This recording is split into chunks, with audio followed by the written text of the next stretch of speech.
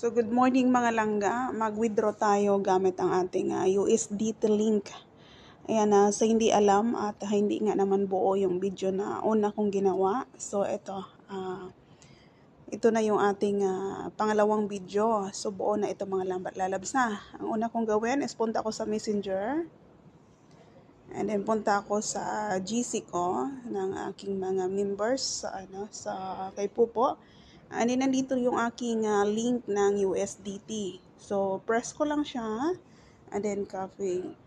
Okay, so na-copy paste ko na siya, di ba? So back ako sa kay Pupo. Punta tayo kay Pupo. Here we go. Dito sa kay Freedom account, mag-withdraw tayo. So sa ngayon, meron siyang 518.486 points.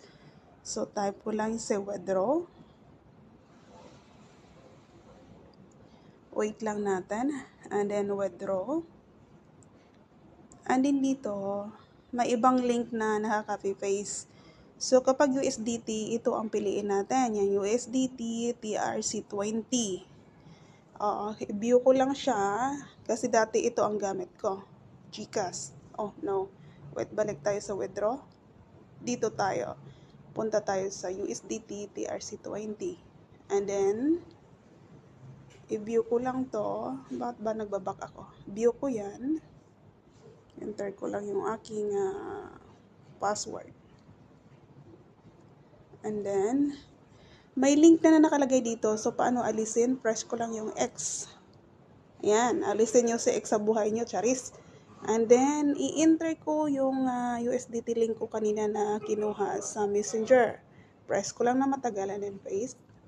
Submit. So, paano mag-withdraw? So, ito na. Punta natin sa withdraw. Withdraw.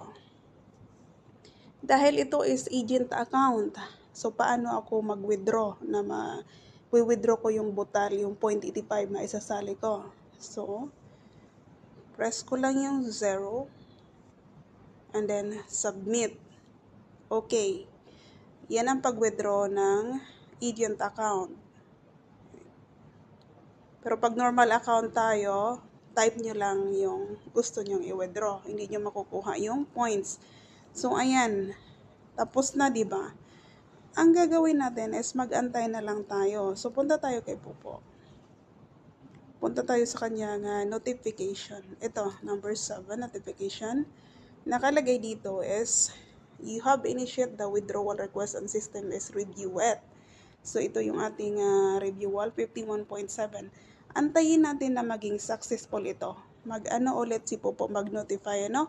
So, see you in a minute and ipapakita ko sa inyo kung paano siya mag-successful at kung magkano ang naging kapalit noon. Okay? So, see you later. See you in a minute, mga lalabs.